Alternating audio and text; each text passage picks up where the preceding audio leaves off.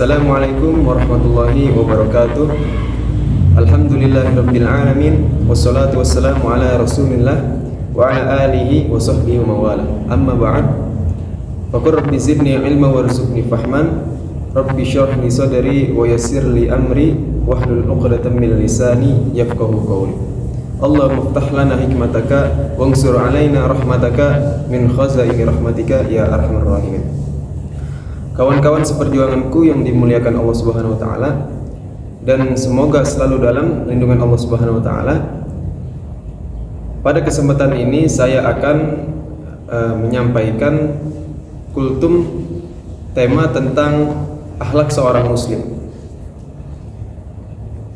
Sebelum masuk pembahasan inti, saya akan menjelaskan tentang definisinya akhlak. Akhlak secara bahasa diambil dari kata akhlaqa yukhlaqu. Akhlaqon, masdar dari akhlaqa yukhlaqu. Jamaknya adalah khulukun. Yang artinya kata Imam Ar-Raghib mempunyai dua bagian. Yakni yang pertama itu dibagi yang bagian pertama adalah khulqun atau kholqun, artinya penciptaan sesuatu yang berbentuk, yang berupa, yang berwujud, yang bisa dilihat oleh panca indera.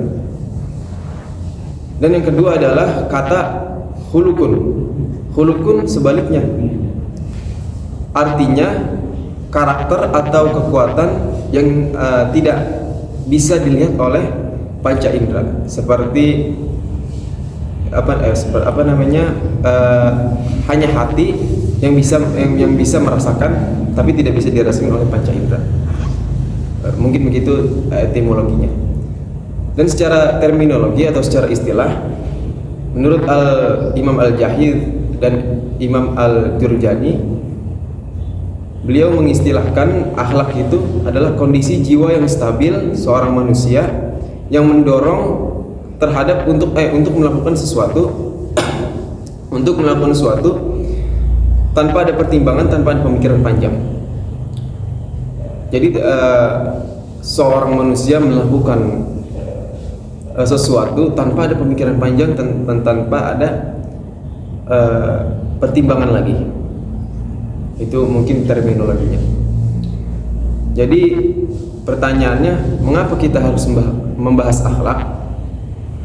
Karena sabda Nabi Muhammad SAW dalam riwayat Al-Bukhari dalam kitabnya Adabul Mufrad, Nabi Muhammad SAW bersabda, "Innama bu'itsu liutammima makarimal akhlak."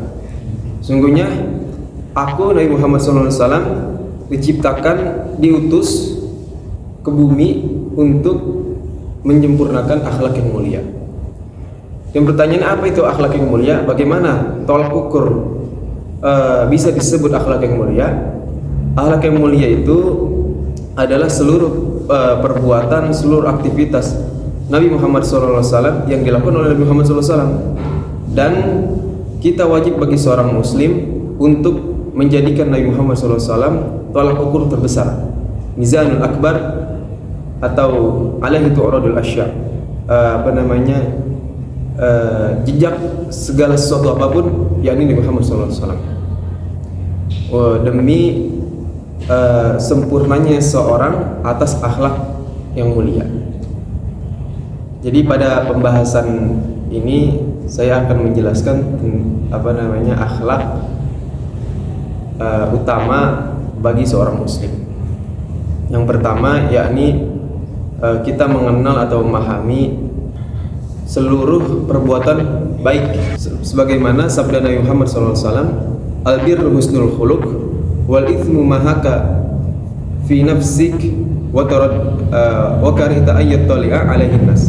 Al-birru husnul khuluq, yakni kebaikan itu adalah akhlak yang bagus.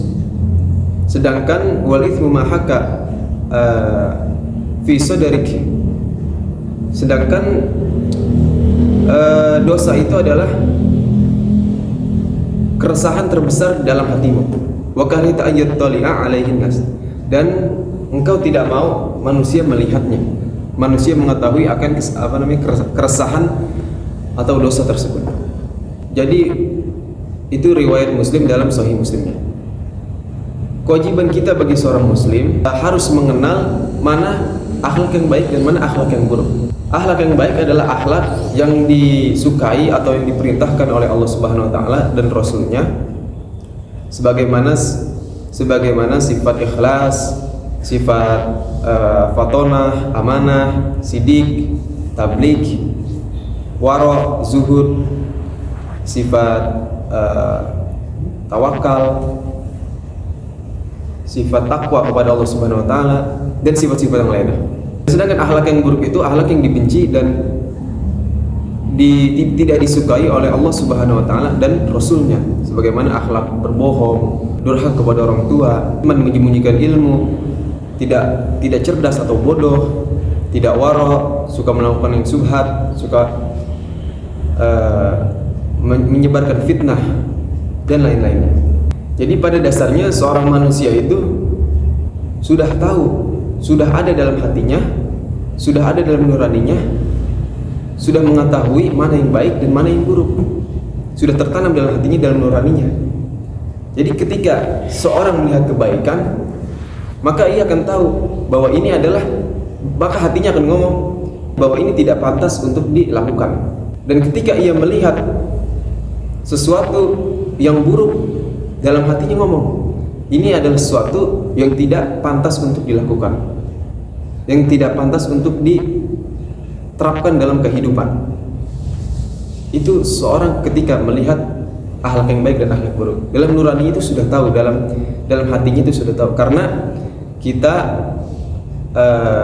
diciptakan, dilahirkan itu dalam kondisi seorang muslim, seluruh manusia, kecuali jika bapaknya atau ibunya yang melahirkan, orang tuanya yang mengubah terhadap anaknya tersebut.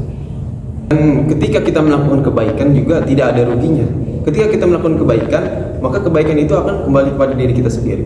Dan sebaliknya, ketika kita melakukan keburukan, maka keburukan itu juga akan kembali kepada diri kita sendiri. Sebagaimana firman Allah Subhanahu wa taala dalam surah Al-Isra ayat 7, in ahsantum ahsantum li anfusikum. Jika kalian berbuat kebaikan, maka kebaikan itu akan kembali kepada diri kalian sendiri. Sebaliknya, wa in asatum falaha. Jika kalian berbuat keburukan, maka keburukan itu akan kembali kepada diri kalian sendiri. Mungkin begitu akhlak yang baik dan akhlak yang buruk. Tidak ada ruginya kita mengamalkan akhlak yang baik dan akhlak yang buruk. Lalu selanjutnya adalah kita harus mengetahui amar ma'ruf nahi munkar. Wajib bagi seorang muslim itu mengetahui amar ma'ruf nahi munkar dan menerapkannya dalam kehidupan. Sebagaimana firman Allah, wa ya'muruna bil ma'ruf wa yanhauna 'anil munkar. Allah memerintahkan untuk pada manusia untuk melakukan kebaikan, untuk melakukan yang ma'ruf dan mencegah kemungkaran. Itu kewajiban bagi seorang muslim. Bagaimana caranya? Ketika kita melakukan kebaikan, kita ingin memerintahkan atau melakukan kebaikan, maka harus terlebih dahulu untuk memerintahkan diri kita. Sebelum memerintahkan orang lain, diri kita juga harus baik dulu, harus diintrospeksi dulu sebelum memerintahkan orang lain untuk berbuat baik. Dan sebaliknya juga, ketika dan kita juga harus banyak bergaul dengan orang-orang yang selalu melakukan kebaikan, amar ma'ruf nahi munkar. Kita juga harus selalu bergaul dengan orang-orang yang soleh jika kita ingin menerapkan amar ma'ruf. Dan sebaliknya juga, ketika kita ingin mencegah kemungkaran, maka kita juga harus mengintrospeksi diri dulu. Apakah kita sudah tidak banyak dosa, atau apakah kita sudah masih banyak melakukan kemungkaran? Maka itu tidak pantas. Jika kita memerintahkan orang lain, kitanya masih melakukan kemungkaran, itu sangat tidak pantas. Dan kita juga harus banyak bergaul kepada orang-orang yang amar ma'ruf nahi munkar, yang selalu menegakkan amar ma'ruf nahi munkar. Dan begitulah mungkin kita menerapkan amar ma'ruf nahi munkar. Dan yang terakhir itu adalah kita mengharamkan apa saja yang dapat menghancurkan moralitas kehidupan kita. Contohnya seperti kita memakan harta anak yatim, makan harta riba, sebagaimana firman Allah Al-Imran ayat 130, ya ayyuhalladzina amanu la ta'kulur riba ad'afan mudha'afah. Dan kita juga harus mengharamkan demi menjaga moralitas kita dalam kehidupan, yakni mengharamkan dari perbuatan-perbuatan dosa besar, zina, mabok, judi, dan perbuatan-perbuatan dosa lain. Juga durhaka kepada orang tua, memutuskan tali silaturahmi, sering mengeluarkan kata-kata kotor yang tidak pantas untuk diucapkan, yang bisa menyakiti hati temannya. Mungkin begitu untuk menjaga moralitas kehidupan di dalam kehidupan sehari-hari kita. Mungkin itu saja kultum dari saya. Bila ada kekurangan, ya datangnya pasti dari saya, mungkin karena saya juga kurang belajar. Kalau misalnya ada kelebihan, ya datangnya dari Allah Subhanahu wa taala. Kurang lebihnya mohon maaf. Subhanakallahumma wa bihamdika asyhadu an la ilaha illa anta astaghfiruka wa atubu ilaik. Wassalamualaikum warahmatullahi wabarakatuh.